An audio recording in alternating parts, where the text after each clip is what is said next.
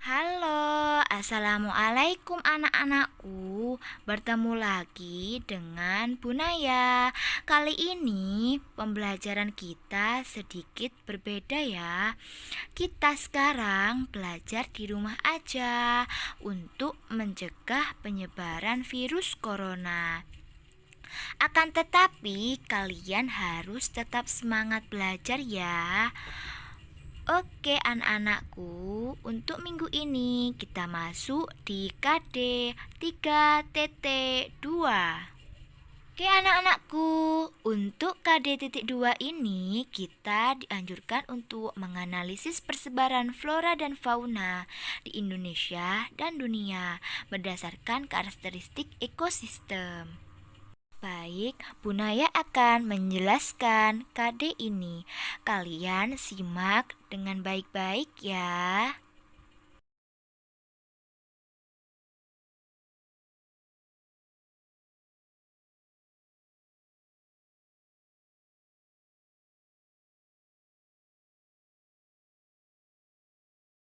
Sebelum masuk di pembelajaran, Bu Naya mau tanya.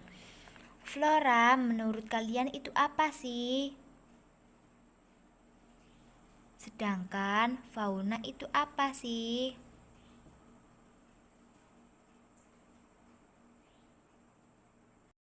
Ya, benar. Flora merupakan jenis tumbuhan endemik Indonesia, sedangkan fauna merupakan jenis hewan endemik Indonesia. Jadi, begini ya anak-anak, Indonesia terkenal dengan negara kepulauan yang terdiri dari pulau-pulau besar dan kecil. Sudah tidak diragukan lagi jikalau Indonesia menyimpan kekayaan hayati di dalamnya. Flora merupakan jenis tumbuhan endemik Indonesia. Sedangkan fauna merupakan jenis hewan endemik Indonesia yang tak kalah banyak jumlahnya. Perlu kalian ketahui anak-anak bahwa bisa dibilang suatu pulau atau provinsi di Indonesia pasti memiliki setidaknya satu flora atau fauna yang khas. Untuk mempelajari lebih dalam tentang flora dan fauna di Indonesia, berikut adalah flora dan fauna yang khas di Indonesia yang tidak akan Anda temukan di tempat lain. Di sini Bu Naya mau menjelaskan sedikit tentang letak geografis Indonesia. Letak geografis Indonesia yang sangat strategis ternyata tidak hanya berpengaruh pada sektor ekonomi saja anak-anak, tetapi letak geografis ini ternyata juga berpengaruh kepada kekayaan hayati di Indonesia. Termasuk juga sebagai faktor hayati di Indonesia, sebagai faktor yang mempengaruhi persebaran flora dan fauna. Kali ini, Bu Naya mau memberitahu apa sih faktor yang mempengaruhi persebaran flora fauna? Pertama, ada faktor iklim. Apa sih faktor iklim itu? Faktor iklim bisa disebut dengan faktor klimatik. Faktor iklim ini ada 5 faktor ya yang dapat berpengaruh terhadap proses persebaran flora dan fauna. Faktor yang pertama ada suhu. Setiap udara yang tidak sama, maka persebaran flora dan fauna juga tidak sama. Sumber panas utama bagi makhluk hidup tentu saja berasal dari radiasi matahari, baik secara langsung ataupun tidak langsung. Radiasi tersebut dipancarkan secara merata ke bumi. Akan tetapi karena adanya perbedaan lintang, derajat keawanan, dan juga ketinggian membuat suhu yang ada di berbagai tempat atau daerah menjadi berbeda. Oleh sebab itulah, berbagai jenis hewan dan tumbuhan akan beradaptasi dengan berbagai jenis keadaan lingkungan yang bisa disesuaikan dengan kemampuannya. Selanjutnya, yang kedua, ada kelembapan udara. Kelembapan udara merupakan banyaknya uap air yang terkandung dalam udara. Karena adanya perbedaan kelembapan udara inilah yang membuat tumbuhan akan terbagi menjadi 4 jenis. Pertama, dimulai dari xerofit, yakni tumbuhan yang beradaptasi dengan lingkungan kering. Lalu ada hidrofit, di mana tumbuhan ini dapat beradaptasi pada lingkungan basah. Yang ketiga ada mesofit, yakni merupakan suatu tumbuhan yang hidup di daerah lembab. Dan yang terakhir ada tropofit, yaitu hidup pada lingkungan yang berubah-ubah. Lalu yang ketiga ada sinar matahari. Sinar matahari ini juga dibutuhkan oleh tumbuh-tumbuhan sebagai sumber energi untuk melakukan fotosintesis. Sinar matahari ini merupakan energi yang memang menjadi sumber energi pada tumbuhan untuk melangsungkan hidupnya. Yang keempat ada angin. Angin juga sebagai media penyerbukan. Bagi tumbuhan, angin juga menjadi faktor yang sangat penting dan memiliki fungsi yang sangat penting tentunya. Angin sendiri dapat membantu dalam pembentukan karbon dioksida serta membantu memindahkan uap air yang diperuntukkan bagi kelembapan dari suatu tempat ke tempat yang lain. Yang kelima, ada curah hujan. Curah hujan juga menghasilkan karakteristik vegetasi dan juga menyebabkan perbedaan jenis hewan yang mendiaminya. Curah hujan juga menjadi bagian yang sangat penting untuk bertahan hidup. Perbedaan curah hujan yang terjadi di berbagai wilayah menghasilkan karakteristik dari vegetasi dan menyebabkan sejumlah perbedaan dari jenis hewan yang tentu saja mendiaminya.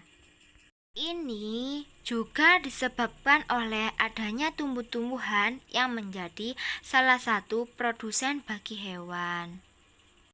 Yang kedua, ada faktor edafik atau faktor tanah, di mana tingkat kesuburan tanah berpengaruh pada persebaran tanah. Kondisi tanah yang secara langsung berpengaruh terhadap tanaman adalah kesuburan. Beberapa hal yang menjadi pemerataan kesuburan tanah adalah kandungan humus atau bahan organik, di mana unsur hara, tekstur, struktur tanah, dan ketersediaan air di dalam pori-pori tanah termasuk faktor edafik. Faktor edafik juga mempengaruhi persebaran flora dan fauna. Jenis tanah, ketebalan tanah mempunyai sifat-sifat tertentu yang dapat mencerminkan kedalam tanah dan kesesuaian tumbuhan tertentu. Edafik juga merupakan faktor persebaran flora dan fauna yang mempunyai fungsi sebagai media yang diperuntukkan bagi perkembangan tanaman. Ada 3 faktor fisik tanah yang dapat mempengaruhi faktor edafik. Pertama ada tekstur tanah. Tekstur tanah ini, jikalau tanah yang halus akan memiliki sifat untuk tersebarnya secara merata.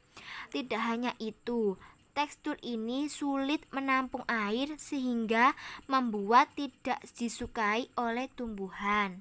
Yang kedua, ada tekstur tanah.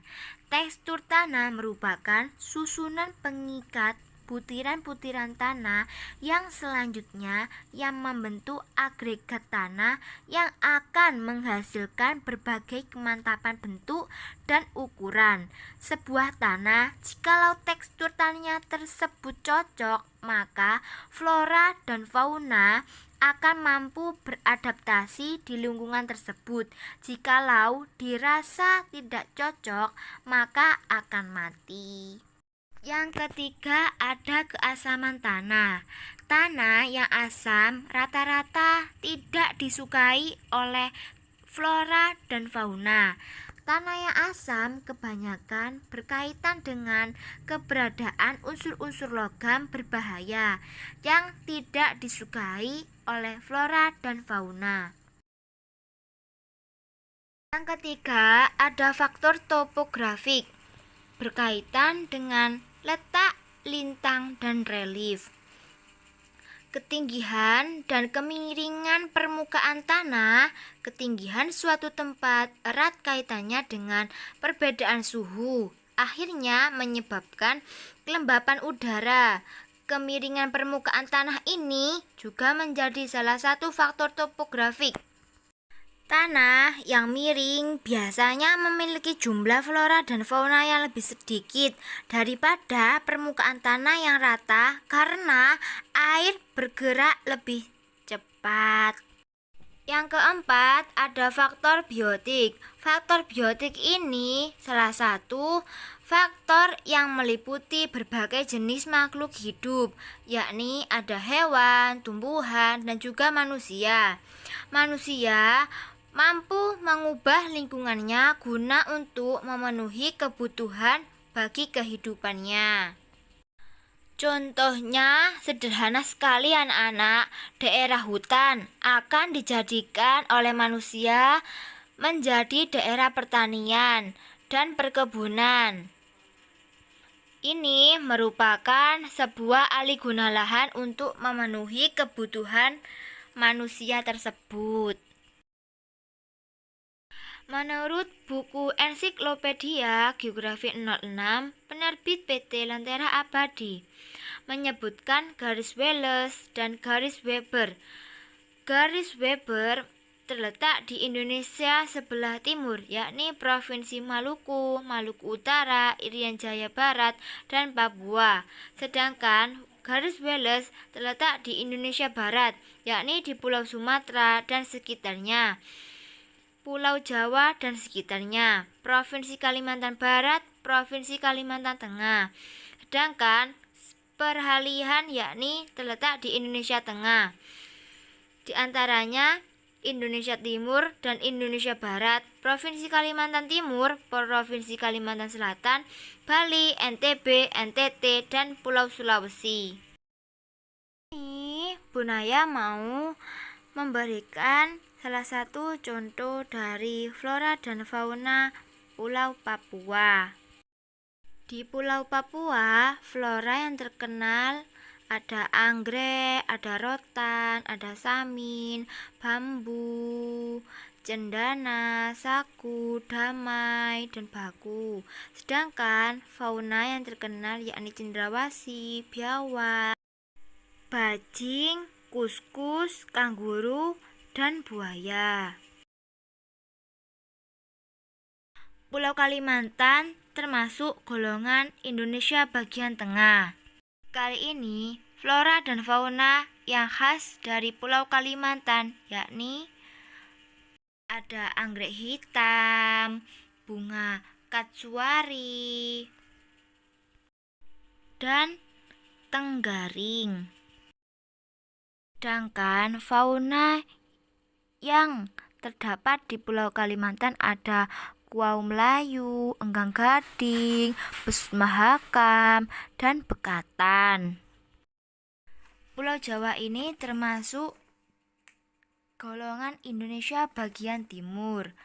Jenis flora yang ada di Pulau Jawa ada mahoni, akasia, jati, pinus, pakis, bambu, anggrek, rasamala, dan kemuning. Sedangkan fauna yang ada di Pulau Jawa ada harimau, badak berjula 1, rusa, babi hutan, kerbau, banteng, dan ular.